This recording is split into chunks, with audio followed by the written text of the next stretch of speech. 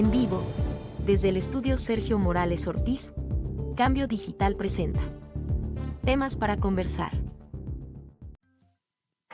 ¿Qué tal, amigos? ¿Cómo están? Fin de semana. Es viernes, el cuerpo lo sabe. Fin de semana que vamos a ponernos felices, como debemos estar todos los días. Felicidad que te atropelle, que la alegría te arrolle, que la salud vaya y se desparrame. Es lo que te deseo de corazón. Lo pienso y te lo digo. Vaya, que seas inmensamente feliz. Hoy es viernes 11 de octubre del 2024. Gracias Dios por este regalo. Llevamos ya 285 días transcurridos. Nos faltan 81 días para que termine el 2024, semana 41. No hay hombres cultos, hay hombres que se cultivan. Ferdinand Foch. No hay hombres cultos, hay hombres que se cultivan. Hoy es día de Santa Zenaida, Día Internacional de la Niña. Muchas felicidades, les desea Cambio Digital Noticias. Que hoy, viernes 11 de octubre de 2024, Lubita, 2024, que hoy no se te olvide felicitar a Águeda Ruiz de Pérez, Ernesto Cabrera de la Llave, Agustín García Ortega, Jesús Vicente Alemán Luna, Oliver García Ortega, Salim Castro Yunes, Marta Acosta de Aceval, Ana Luisa Díaz de Reyes, Sergio Flores Armida, Raquel Cecilia de Sansores, Ángel Herrera Amador, Juan Osorio Flores, Alfredo Figueroa Fernández, Fernando Villegas Serrano, Héctor Herrera Bustamante, Jairo González Romero. Muchas felicidades a todos. Les desea Cambio Digital Noticias, temas para conversar. Y si usted desea felicitar a alguien, envíe los datos a redaccion@cambiodigital.com.mx. Alegría, felicidad, salud para todos. Me da mucho gusto que estén en contacto con un servidor. Estoy transmitiendo desde Antón de Alaminos, 236, entre Américas y Jacarandas. Una calle que, vaya, sobre todo ese tramo de Américas a Jacarandas es súper transitado. ¿Por qué no se va para acá, a la derecha o para la izquierda? Vaya, no sé, se van a Magallanes o se van a otra avenida, vaya, pero no a Minos. Y están, vaya, me da pena en lo personal, porque era para que estuviera con concreto hidráulico, que hubiera señalamientos en las esquinas, que no hubiera estorbos, sobre todo aquí en Alaminos y Américas. Bueno, en el renglón de las efemérides del día 11 de octubre, Día Internacional de la Niña, se celebra desde el 2012 por designación de la Asamblea General de las Naciones Unidas a propuesta de Canadá. Rona Ambrose, ministra canadiense de la Situación de la Mujer, defendió la propuesta, la creación del Día Internacional de la Niña. Fue promovida desde el 2009 por la organización no gubernamental Plan Internacional, que funciona en varios países, y lo hicieron a través de la campaña internacional por ser niña. Acaecimientos. En 1745, el clérigo y sabio alemán Ewald Jürgen von Clis presentó el experimento eléctrico denominado la botella de Leyden. En 1823, por decreto del Poder Ejecutivo a iniciativa del general Guadalupe Victoria, primer presidente del México independiente, fue fundado el Colegio Militar, que inició sus actividades con 10 alumnos. ¿Sabe usted en dónde? En la fortaleza de San Carlos, aquí nada más, en Perote, Veracruz. Si usted no conoce esta fortaleza, le invito a que, porque luego fue penal, reclusorio a nivel estado, la fortaleza de Perote. Pero ahí fue el primer asentamiento, el primer colegio militar, siendo presidente Guadalupe Victoria. Es como, si vamos a México y no conoce Lecumberri, también les sugiero, ahí está ahora el Archivo Nacional de la Nación.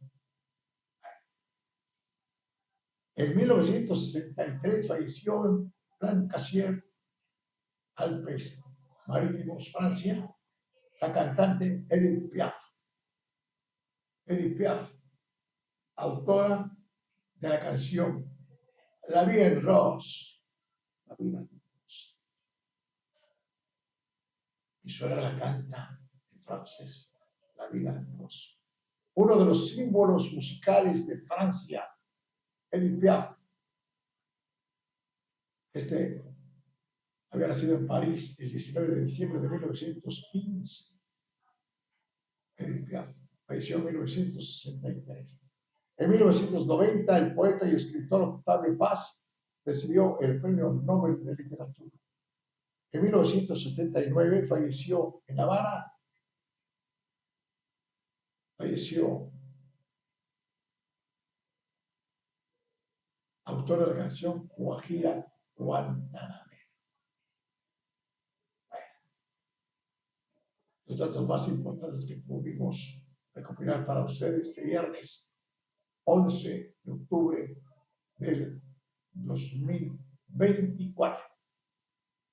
Tenemos el Evangelio del día y luego tendremos oportunidad de escuchar a Lupita, porque Lupita siempre nos trae información y hoy la vamos a hacer que esté con nosotros el viernes también, antes de que se vaya a Puente Moreno, allá donde se inunda, lagos de Puente Moreno, y no sé qué tantos fraccionamientos están por Playa de Vacas y llegando al Tejar.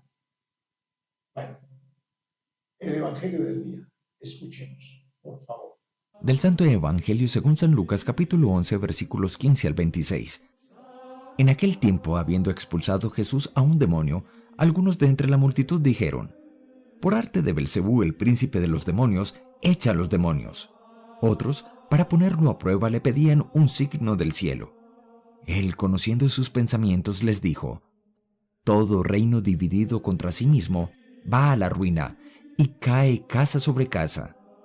Sí, pues también Satanás se ha dividido contra sí mismo. ¿Cómo se mantendrá su reino? Pues ustedes dicen que yo echo los demonios con el poder de Belcebú. Pero si yo echo los demonios con el poder de Belcebú, los hijos de ustedes, ¿por arte de quién los echan? Por eso, ellos mismos serán sus jueces. Pero si yo echo los demonios con el dedo de Dios, entonces es porque el reino de Dios ha llegado a ustedes.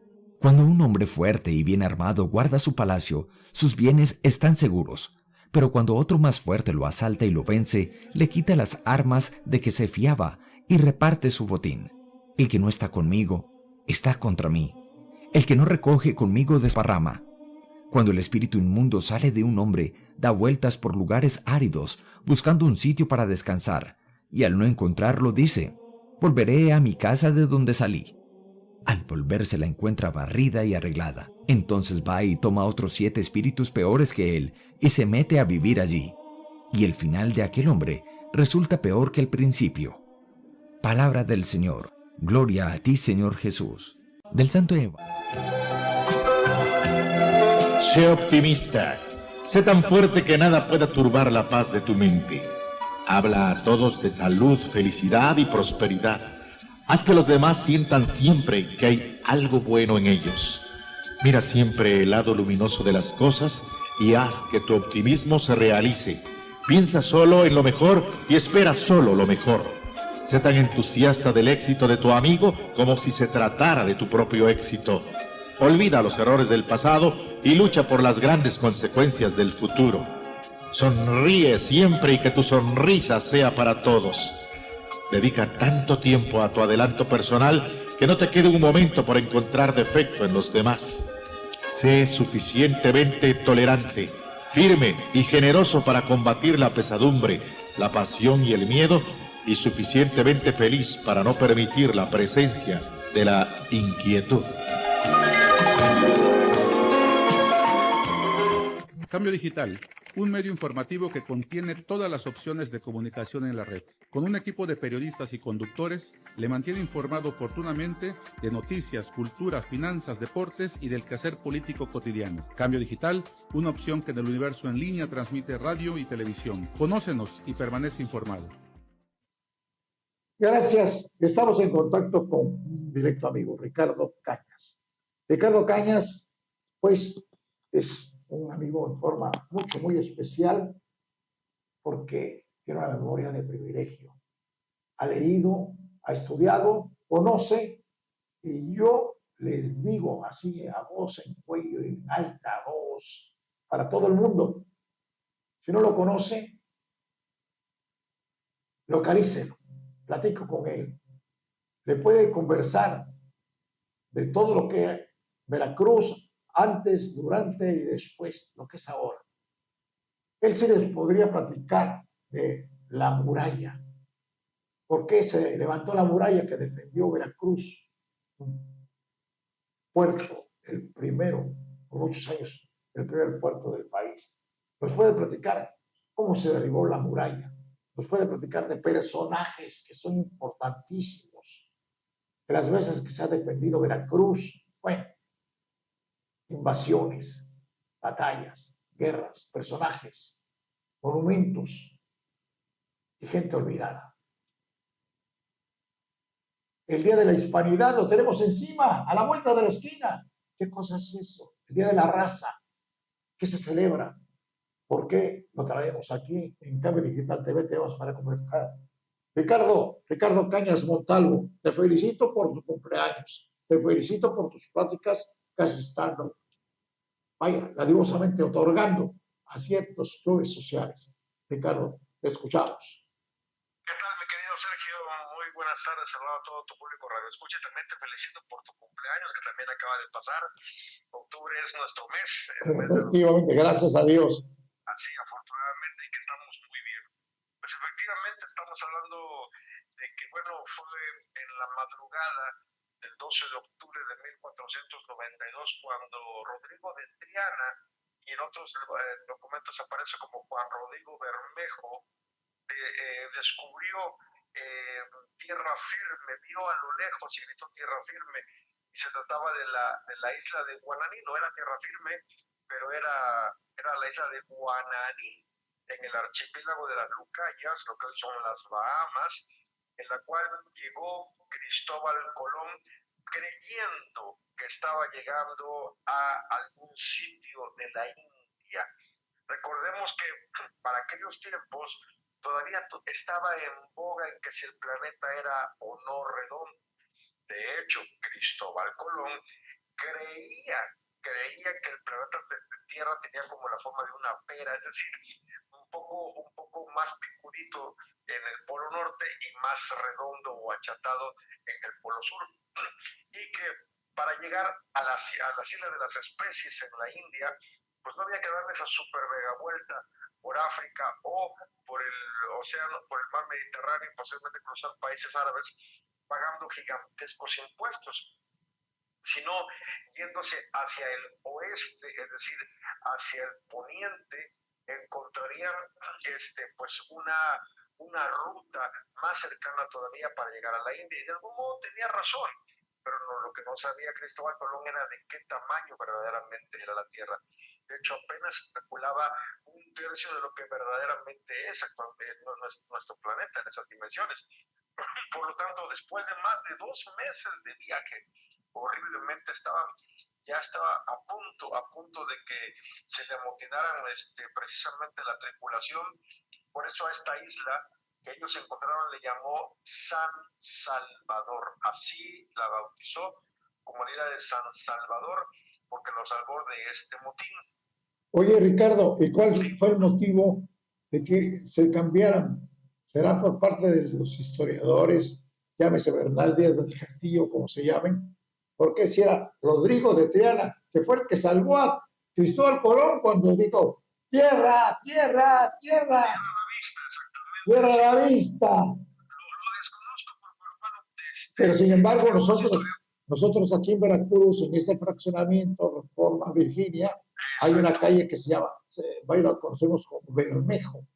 así es, Juan Rodrigo Bermejo, que es Rodrigo de Triana, e ignoro por qué algunos historiadores han cambiado el nombre de este caballero, que inclusive en algunos libros aparecen los dos nombres, Rodrigo de Triana y Juan Rodrigo Bermejo, como la misma persona.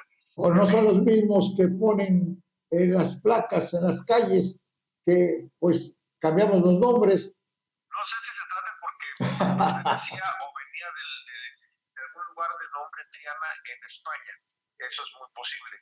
Porque eso sucedió, por ejemplo, Leonardo da Vinci, no es el apellido, sino es del lugar de donde había nacido originalmente.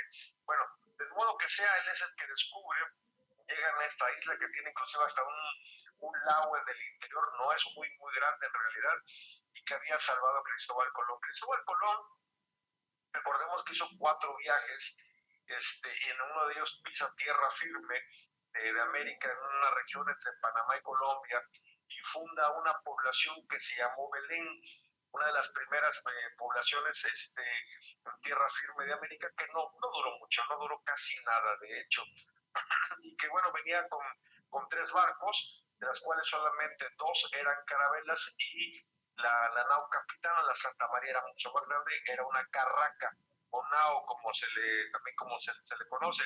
Las carabelas son más pequeñas, más veloces, pero no llevan tanta carga como en su momento tenía que ser una carraca o nao, la cual recordemos que va a encallar precisamente, y con los restos de ella se va a construir un pequeño fuerte, el famoso fuerte de la Navidad, precisamente hacia un diciembre, cuando ellos ya vienen de regreso, y en este sitio lamentablemente fueron asesinados gran parte de los castellanos que venían con él.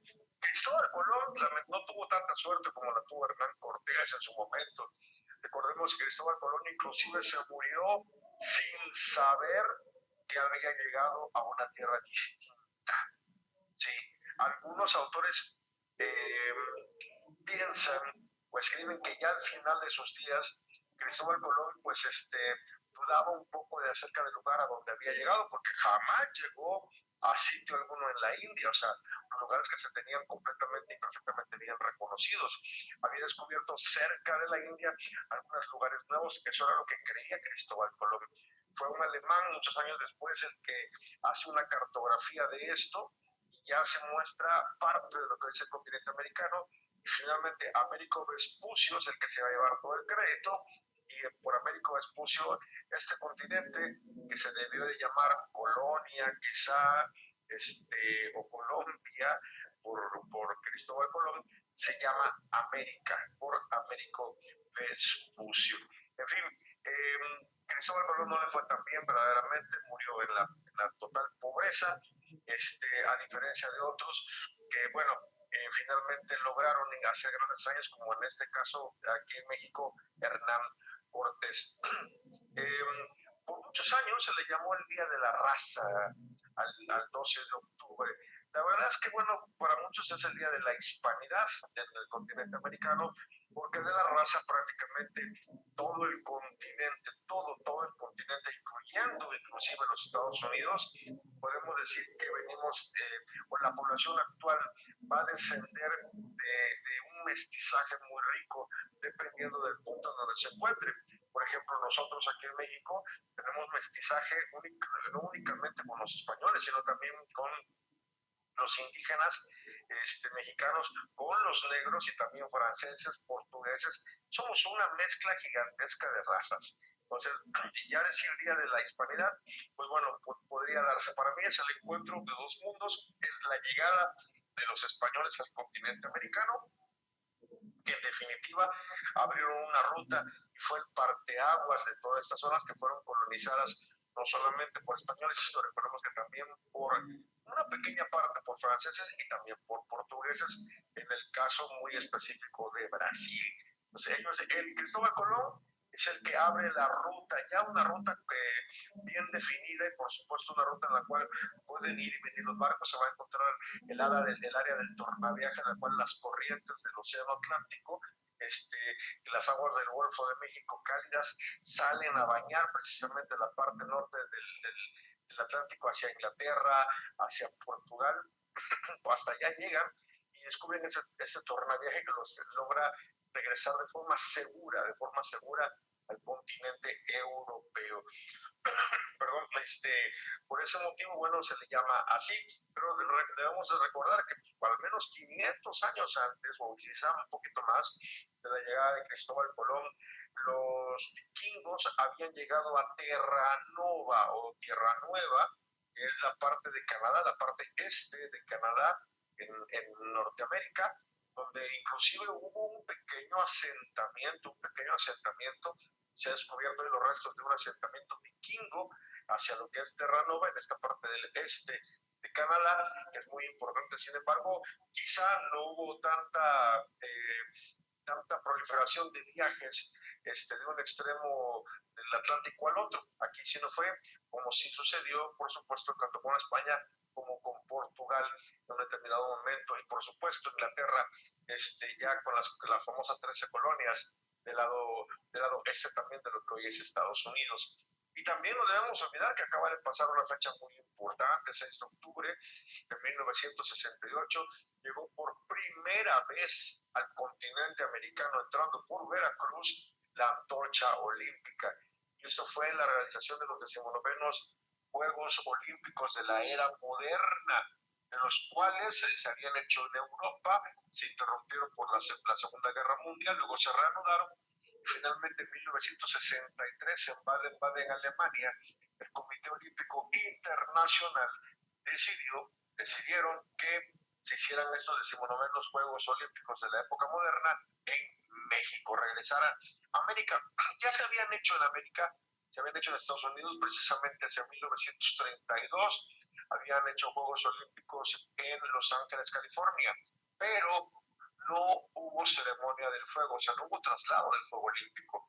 La primera vez que llegaba el fuego olímpico al continente americano fue en 1968, aquel 6 de octubre, y entró por Veracruz. Por eso Veracruz se le conoce como Puerta Olímpica de América.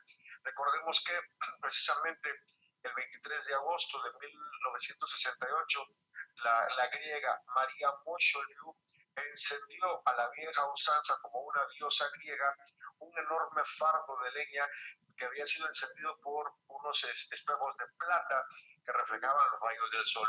Ella, una vez que se enciende esta flama, enciende una antorcha, la cual viajó por gran parte de Europa, pasó precisamente por el lugar donde se cree que nació Cristóbal Colón, en Génova, y de ahí se trasladó hasta España, hasta el puerto de Palos, donde de allí abordó una embarcación española que la condujo a la isla de Guananí, a San Salvador, y allí estaba el buque Durango de la Armada de México, en el cual a bordo llegó hasta Veracruz, desde la isla de Guananí hasta nuestra bahía. Sin embargo, el barco no llegó a ningún muelle. El barco quedó fondeando a mitad de la bahía.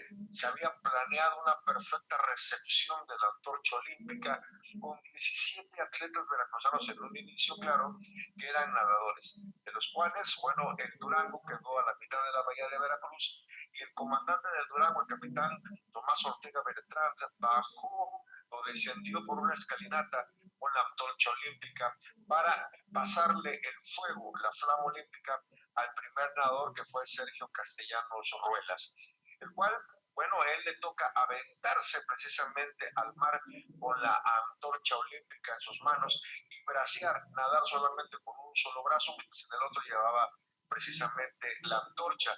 Únicamente nadaron, cada uno de ellos fueron 17 atletas, porque son 17 los estados costeros que tiene la República Mexicana, y con ello, bueno, pues se la iban pasando uno a otro, no se pasaban la antorcha, se presentaban las dos antorchas y una encendía la pastilla de la otra y así iban nadando hasta que llegaron a la escalinata. El último fue Eduardo Moreno Loyo, que es el que va a pisar tierra firme de América con la antorcha olímpica, emerge de las aguas de la bahía de Veracruz, escoltado por María Eugenia Saracho y Emma Rosa Cañas. Fueron las escoltas en esos tiempos. De ahí, bueno, pues ya una vez en tierra firme, en la ceremonia de recepción estaba en ese momento ahí el gobernador del estado de Veracruz, Fernando López Arias, y bueno, ya ahí se le entregan a Román Puriel García. Román Puriel García va a ser el primer corredor en tierra firme de América. Se la llevaron corriendo, recordemos, hasta el estadio. En aquel tiempo el estadio se llamaba el Estadio Veracruz, enclavado en el fraccionamiento Virginia, y años después se le puso el nombre de Luis de la Fuente, el Pirata, donde allí se encendió el primer pebetero olímpico en todo el continente americano. Ese pebetero hoy en día se encuentra en el Parque Fernando Paso Sosa, ahí en 16 de septiembre, casi esquina, me parece que Es Abasolo. Abasolo, sí, ahí está. Oye, Ricardo, pero perdón, el otro, hay dos pebeteros, el otro está en la torre, en la parte baja de la torre del Palacio Municipal. Efectivamente, fíjate bien, ese pebetero allá en el estadio se prendió y se hizo una recepción preciosa de la flama olímpica, pero se va a apagar como a las 6 de la tarde, se vuelve a prender una antorcha y va de regreso al centro. Se instaló un pebetero un poco más chico, es más chico el que está en la base del Palacio Municipal, y se colocó precisamente en el balcón principal que da hacia la Plaza de Armas. Allí llegaron los corredores y ya se encontraba aquí, precisamente ya como eso de las 7 de la tarde, ya estaba oscureciendo, la actriz griega María Mosholiu, la cual encendió el pebetero de ahí, de ese sitio del Palacio Municipal. Pues aquí tenemos dos pebeteros en Veracruz, el que se prendió en el estadio, que fue el primero, y el segundo en el Palacio Municipal, el cual estuvo encendido durante toda la noche. Se le hicieron guardias a la flama olímpica y a las 7 de la mañana del día 7 de octubre, bueno, pues la flama, se apagó el pebetero, se encendió ahora una antorcha nuevamente y emprendió su camino hacia la Ciudad de México para ser encendido pues el gran pebetero olímpico en el Estadio CU, precisamente por, olvidé el nombre ahorita de esta Enriqueta Basilio. Enriqueta Basilio, que mucho tiempo se mencionó, se comentó, se rumoró, y resultó que fue, por fortuna falsa la noticia, había fallecido en un accidente de aviación. No, ya falleció, pero falleció de forma más reciente. Sí, vaya, pero hace muchos años se mencionaba eso como chisme vulgar y corriente. Lamentablemente. Fíjate, te voy a comentar, voy a hacer un comentario un poco agradable en cuanto a eso. Fíjate que en un principio, bueno, de todos los portadores de la antorcha olímpica, desde el Durango hasta el Estadio de Seúl, fueron hombres. Y no iba a ser así. Digo, aprovechando que tenemos una presidenta mujer y que las cosas han cambiado, en aquellos tiempos el Comité Olímpico Mexicano fue machista. Porque la antorcha olímpica iba a ser portada tanto por mujeres como por hombres, ¿sí? De hecho, déjame decirte que una prima mía, mi prima Emma Rosa Cañas García, iba a ser una de las 17 nadadoras con la antorcha olímpica, cuando el Comité Mexicano dijo, no, ninguna mujer toca la antorcha olímpica antes que Enriqueta Basilio. Entonces, a todas las mujeres que iban a nadar y a correr con la antorcha olímpica, las hicieron a un lado y solamente se convirtieron en escoltas olímpicas. De hecho, déjame decirte que yo poseo, tengo como herencia la antorcha olímpica de mi prima Emma Rosa, la tengo. Quiero ponerla en exhibición aquí en el Museo de la Ciudad. Cuando ya quede instalada la nueva museografía, va a haber una sala especial de la llegada de la antorcha olímpica, del fuego olímpico, de la flama olímpica al continente americano, siendo su puerta de entrada Veracruz. Entonces, hubo ahí lamentablemente en aquel lejano 1968, pues una discriminación a las mujeres, aunque fue una mujer la que lo descendió, Enriqueta no Basilio. permitieron, Enriqueta Basilio, no permitieron que ninguna otra corriera o tocara la antorcha olímpica antes. Pues ni modo, eso sucedió en aquel lejano 1968 y recordemos que lo mejor del asunto es que Veracruz fue puerta olímpica de América. Yo recuerdo que había una tensión nerviosa enorme por los sucesos ocurridos el día 2 de este octubre del 68. Así es. Fue gobierno de Gustavo Díaz Ordaz y de gobernación estaba Luis Echeverría Álvarez. Sí, Y el efectivamente. secretario de la Defensa Nacional, Marcelino García Barragán. En esos tiempos, así es. En Veracruz entró un norte, ese día hubo un nortecillo en el cual pues dificultó un poquito. Sin embargo, los muchachos, sobre todo los nadadores, pues bueno, estaban muy bien entrenados y pudieron llevar perfectamente bien la travesía de la flama olímpica. Sin embargo, debajo del agua, debajo del mar, aquí en la bahía de Veracruz, había buzos armados con arpones, porque recuérdate que en aquel tiempo se había muchos tiburones en la costa de Veracruz. Sí, exacto. Entonces, para evitar algún suceso, de hecho, ese año del 68, un joven de apellido Trillo había sido devorado por un tiburón en las playas de Mocambo. Sí, bueno, habían ocurrido algunos sucesos. Entonces, para evitar de que algún escualo pueda entrar a la bahía de Veracruz y atacar a alguno de la gente que iba a estar nadando, pues hubo debajo del mar buzos especializados con arpones por si veían un tiburón, pues había que deshacerse de ese escualo. Entonces, se logró llevar a efecto perfectamente bien esta enorme epopeya que nunca antes había acontecido algo así y nunca después jamás se repitió. Bueno, tuve la oportunidad de asistir al estadio Veracruz, aquí en el fraccionamiento Virginia. Estuvo lleno completo y llevé a mis 4 hijos precisamente a la tribuna alta para que fueran testigos de esa parte de nuestra historia. La llegada del fuego olímpico, el encendido del pebetero allá en lo alto del estadio. Y ahora pues ya sabemos cómo está. Casi se redujo a la mitad su aforo, su capacidad. Sí, qué tristeza. En lugar de hacerlo más grande, lo hicieron más chico. Eso Sí. Y no hay equipo de fútbol para no variar. Simplemente no se ha terminado de remodelar el estadio. No se ha terminado.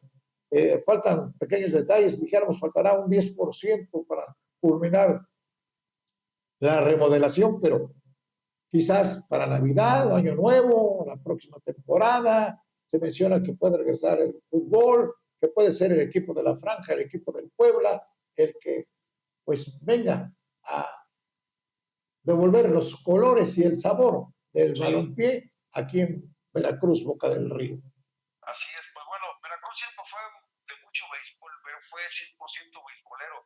Sin embargo, ya por el año, no recuerdo si fue el 43, que bueno, nació este equipo, el Deportivo Veracruzano, ¿cómo se llamaba? Y fue precisamente un locutor que transmitiendo precisamente los partidos, los bautizó como los tiburones rojos. Y ya se quedó por él el Deportivo Veracruz, ese era el nombre original de este equipo que, bueno, en su momento causó gloria. Hubo una ocasión allá por 1946, un juego amistoso en Monterrey, en el cual fue aquí en Veracruz, jugó contra el Monterrey,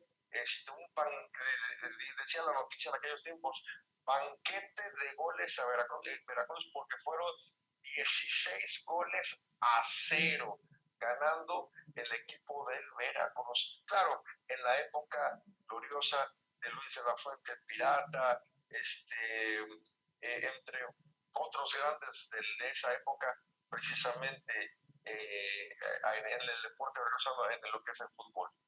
Sí, buena historia también, allá en el viejo parque de 20 de noviembre y Azueta, más bien era la entrada por el lado de Flores Magón. Sí, y nos dice Félix Martínez en una de esas bellas décimas, dice, yo yo vi aquellos tiburones vestidos de azul y rojo, la jugaban a su antojo, brindando mil emociones. Claro que fueron campeones, no jugaban al cerrojo. Urquiaga con el campeón y Velázquez defendiendo, Leca y Buenavá sirviendo, balones para el pelón. Del pirata el patadón y los servicios de Lascano, contento el veracruzano con el toquecito fino de Enrico, aquel argentino que ya se volvió paisano. Eso refiere Félix Martínez en su recuerdo de haber visto también allá en el decenio de los 40 al equipo de los Tiburones Rojos. Félix Martínez y a la vez González, aprovecho para enviarle un cordial saludo y deseo de que se esté recuperando lentamente, pero con toda la seguridad, que Dios le acompañe, porque fue intervenido quirúrgicamente, hará cuestión de unos 8 o 10 días en el Seguro Social. Una caída ocasionó una fractura y, bueno, pues espero su recuperación. Esperamos que sí. Así Ricardo, es. ¿cómo va lo del museo? Ahí vamos. Está trabajando muy bien la carpintería. En ese momento ya se comenzaron a poner las ventanas nuevas, totalmente de cedro, igualitas, exactamente igual a las que ya estaban. Así que bueno, vamos muy bien. ¿Se han encontrado algunos datos que puedan servir como un antecedente histórico de lo que fue el hospicio? Bueno, fíjate que cuando se quitaron algunos aplanados, se encontró el área que había sido puerto originalmente en la mera esquina de Esteban Morales con Zaragoza.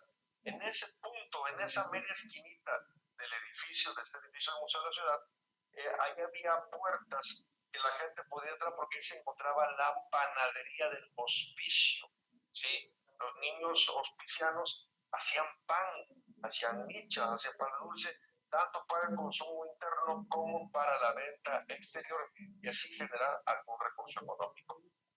Oye, Ricardo, y aprovechando antes de que te me vayas, ¿qué sabes de la muralla de Veracruz?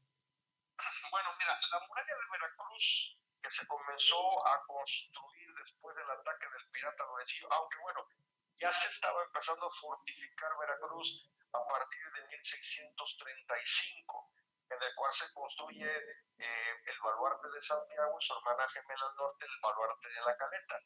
La muralla tardaron más de 100 años en terminar, muchísimos años, porque también había mucha corrupción. Inclusive los vecinos de Veracruz tuvieron que poner dinero para construir algunos de los baluartes. La muralla, por ejemplo, en un primer momento, en sus inicios, que únicamente eran cerrar las bocacalles y utilizar las paredes de las casas como murete.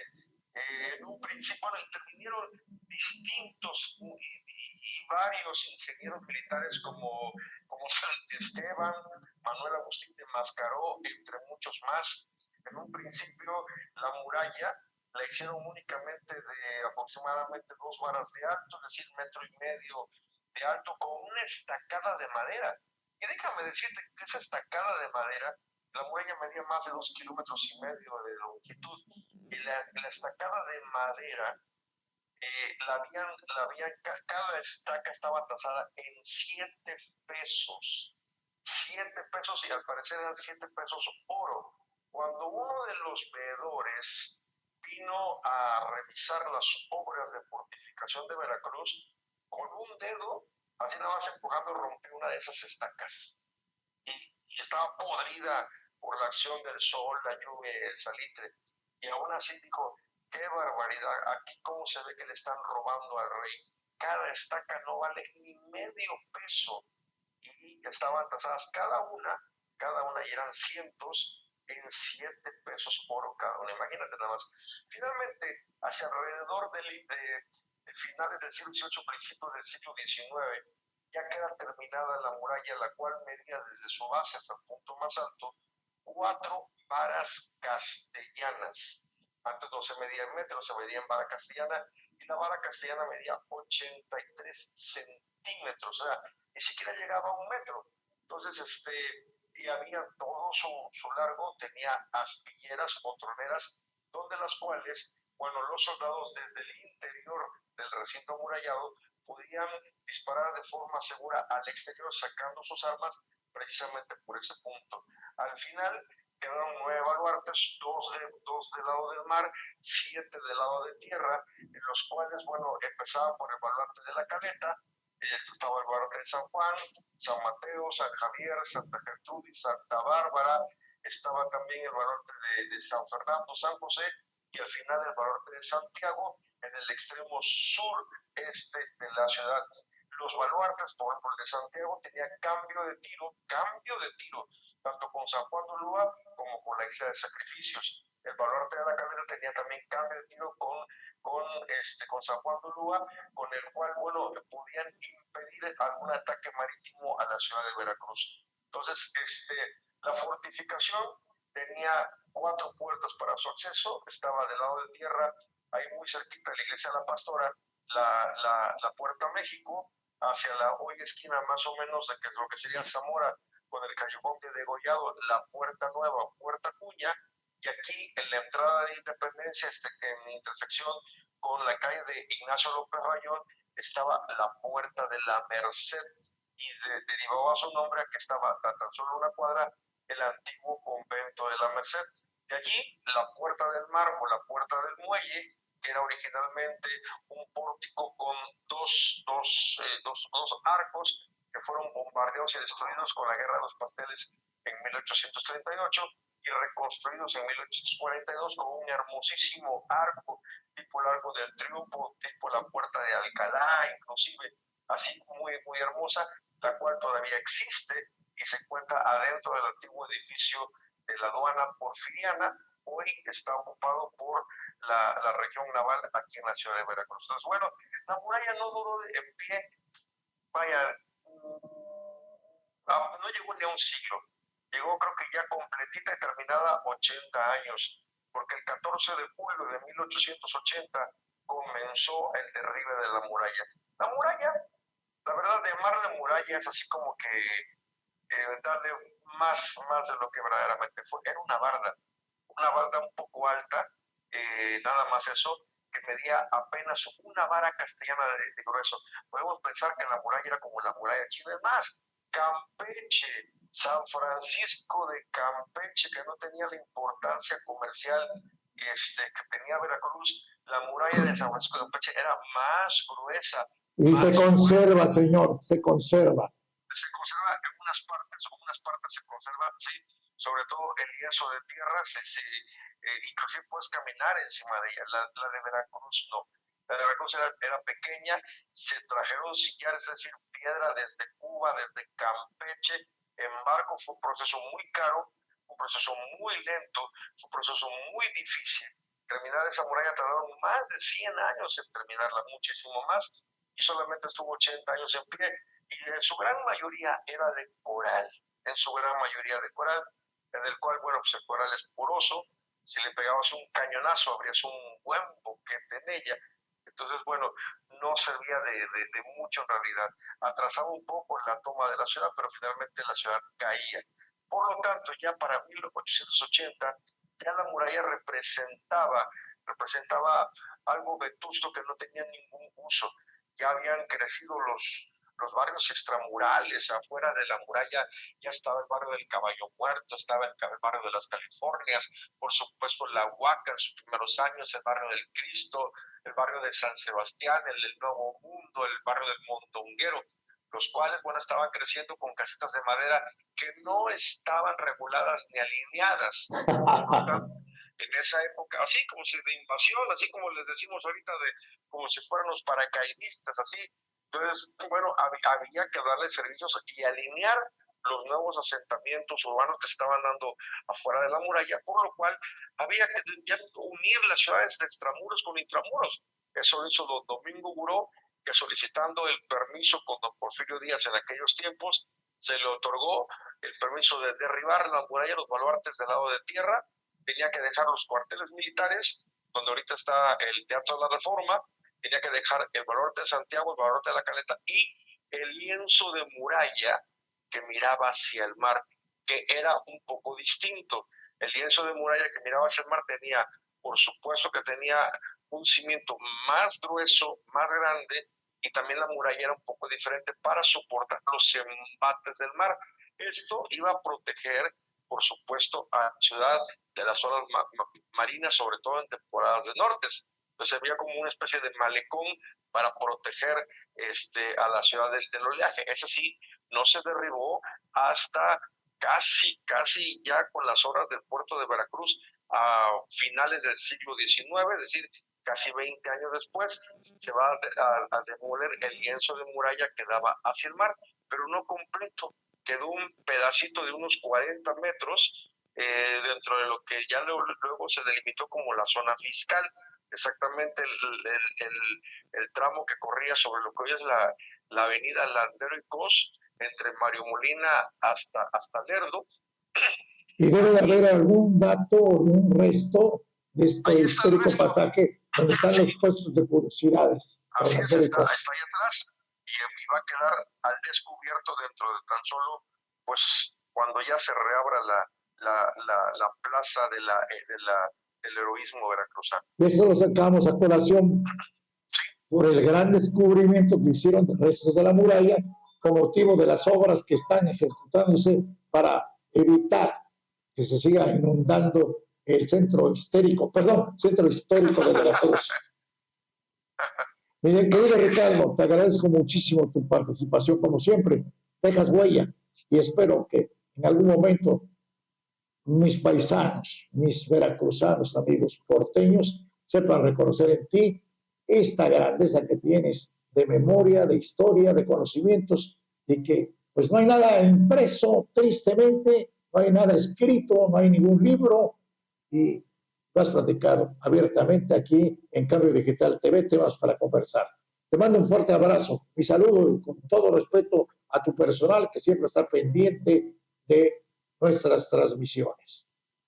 Así es, también te mando un gran abrazo y te mando muchos saludos a mi Cobo Solvo, que es tu fan número 1. Que Dios me la cuide. Gracias, muchas gracias. Ricardo Cañas Montalvo. Perfecto, gracias. Hacemos una brevísima pausa aquí en Cambio Digital, temas para conversar, y enseguida regreso. Cambio Digital, un medio informativo que contiene todas las opciones de comunicación en la red. Con un equipo de periodistas y conductores, le mantiene informado oportunamente de noticias, cultura, finanzas, deportes y del quehacer político cotidiano. Cambio Digital, una opción que en el universo en línea transmite radio y televisión. Conócenos y permanece informado. Disfruta de lo mejor de la música en español a través de teleradiocambiodigital.com de lunes a viernes a partir de las 10 de la mañana. Ahora puedes llevar a todas partes teleradiocambiodigital.com todo el día contigo. Descarga nuestra aplicación desde tu iPhone o Android. Teleradiocambiodigital.com todo el día contigo.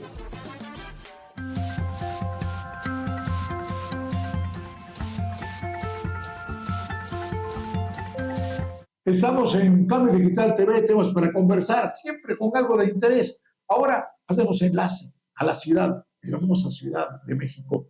Efrén Rubio está con nosotros. Adelante, escuchamos con interés. Muchísimas gracias. ¿Cómo están a todo el auditorio de Cambio Digital? Buenas tardes, un abrazo, un saludo. Y para ti también y el equipo que está ahí trabajando, llevando el programa al aire. Muchas gracias. Pues para comentarles que a partir de la próxima semana, de este lunes 14 y hasta el 20, vamos a dar inicio al primer Festival Internacional de Cajón en el puerto de Veracruz. Estarán, por supuesto, músicos veracruzanos del puerto, extraordinarios músicos, y tenemos un invitado especial que llegó ayer, por eso estoy aquí en la Ciudad de México, que vine a recogerlo, Pepe Avellán, desde Murcia, España, un experto en el cajón flamenco, y yo quisiera, más que tener este tiempo contigo, pasar y poner a Pepe al teléfono para que nos cuente lo que va a pasar, su experiencia en el cajón y todo esto, si estás de acuerdo. Claro que sí, adelante, porque esto es de interés, porque hay historia, hay tradición, hay música, y todo entra por Veracruz. Adelante. Sí, señor, aquí comunico a Pepe Avellán. Hola, buenas tardes. Adelante, Pepe, bienvenido a México, y claro, en breves horas estarás en el puerto de Veracruz. Sí, muy prontito. Hemos hecho parada aquí en Ciudad de México, que aquí me dejaba el avión, y ya de aquí en unas horas sí para Veracruz. La experiencia que nos vas a entregar en este festival del cajón aquí en Veracruz empezará en un par de días. Sí, empieza el lunes 14 y dura hasta el día 20 y vamos a tener un amplio programa en el que vamos a tener clases para que la gente aprenda a tocar el cajón y sobre todo tenga la experiencia de sentarse en un cajón. Llevamos mucho... he traído cajones desde España, que tenemos algunas firmas colaboradoras de cajones de aquí, de México, y bueno, vamos a vender una experiencia amplia con el tema didáctico del cajón, y luego pues vamos a tener presentaciones, una cajoneada muy, muy bonita, si no me equivoco era en Macroplaza, en el puerto. Sí, exacto, preciosa Macroplaza. Donde vamos a invitar a todo el que quiera venir a sentarse en un cajón. Vamos a poner más de 30 cajones al servicio de quien quiera venir a disfrutar. Y vamos a intentar eso, que sea una experiencia para todo el mundo, para familias, para niños, que todo el mundo disfrute de un instrumento tan bonito como es el cajón. Oye, Pepe, platícame algo de tu experiencia en toda España. ¿En dónde se improvisa, se hace, se forma un fandango con el cajón?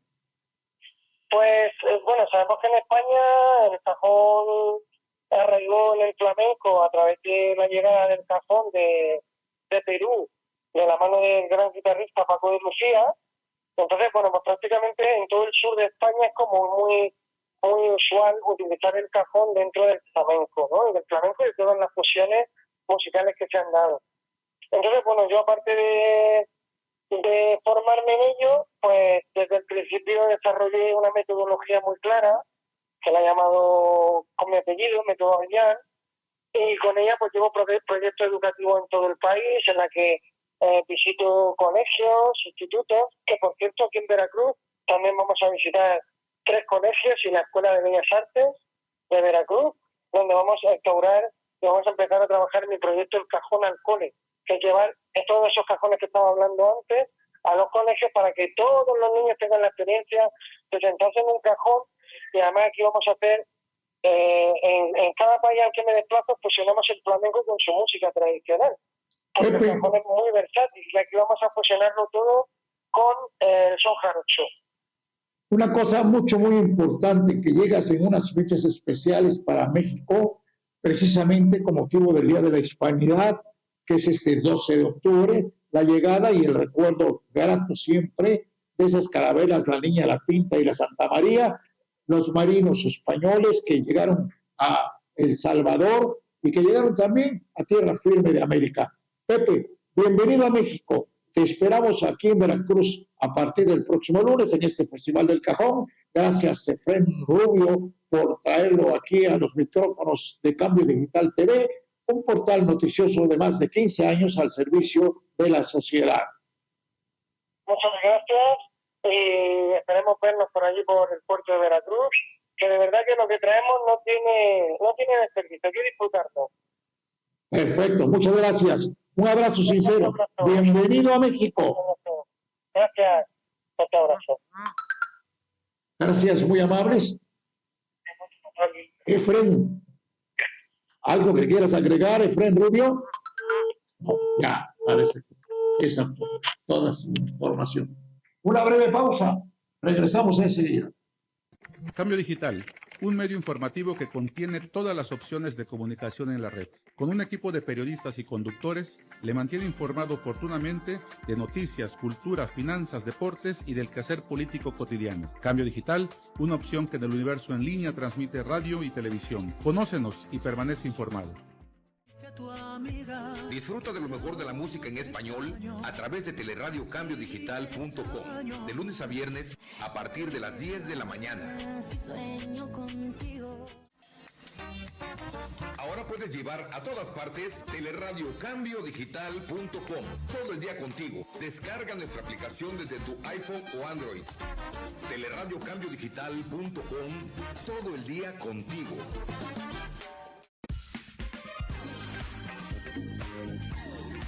Estás escuchando escuchando teleradiocambiodigital.com. Todo el día contigo, transmitiendo desde Antón de Alaminos 236 en el fraccionamiento Virginia en Boca del Río, Veracruz, República de México. teleradiocambiodigital.com, transmitiendo las 24 horas del día.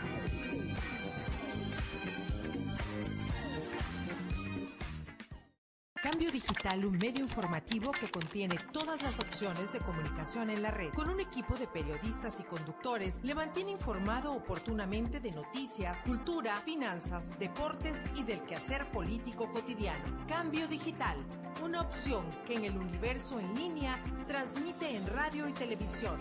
Conócenos y permanece informado. Gracias a todos. Bueno, antes de irnos, les quiero platicar que casi 7 toneladas de drogas fueron incineradas. ¿En dónde? En la base aeronaval de la Secretaría de Marina Armada de México en Las Bajadas. Bueno, qué bueno, se destruyeron estas drogas. Gracias. El tiempo se nos va. Tenemos noticias aquí como los magos en la chistera, pero el tiempo se nos agota. Agradecemos su atención. Les invitamos para la próxima semana. El lunes tendremos sorpresas y además quizás un poquito de regalos. Aquí, en Antón de Alaminos 236. Lupita, muchas gracias. Estás invitada al Festival del Cajón la próxima semana aquí en nuestro bello Veracruz. Será allá por el rumbo de la Macroplaza o quizás por donde está esta plaza, las Atarazanas, allá por Julio C. Montero y Esteban Morales. Estén pendientes de Cambio Digital TV, tendrán noticias importantes. Les saluda un servidor, Sergio Morales Ortiz. Por favor, gracias. Traten de ser felices.